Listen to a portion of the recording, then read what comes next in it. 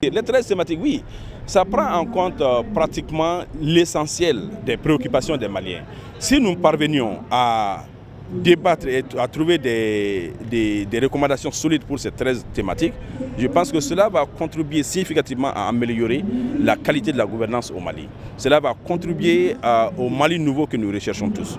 Vous savez, parmi ces recommandations, bien sûr, nous allons parler de la durée de la transition. Nous allons parler de la gestion du reste de la transition. Qu'on le dise, qu'on ne le dise pas, vous pensez qu'on peut tenir des élections au mois de février? Nous sommes dans une république, il y a des préalables à faire.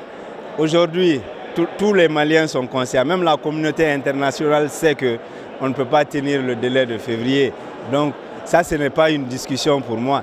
Maintenant, les résolutions que nous allions avoir au niveau de ces assises devront nous permettre de nous prononcer sur la durée de la transition. Et c'est pourquoi moi je ne mets pas la charrue avant les bœufs, mais dans mes petits calculs, je dirais que 3 ans, ce serait très raisonnable par rapport à cette transition. La plus grande réussite, si vous voulez, c'est cette participation des Maliens et cette volonté de prendre la parole.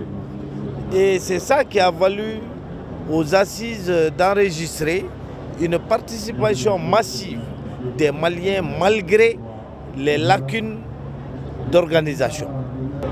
Nous attendons des 1000 délégués de notre peuple qu'ils fassent une bonne lecture de la situation du pays.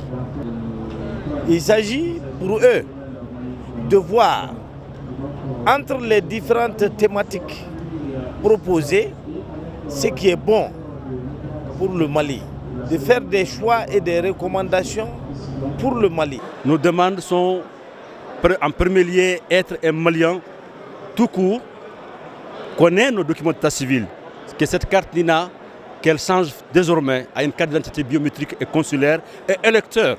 Nous avons demandé dans les 26 pays avoir 8 circonscriptions électorales, 4 en Afrique et 4 dans le reste du monde.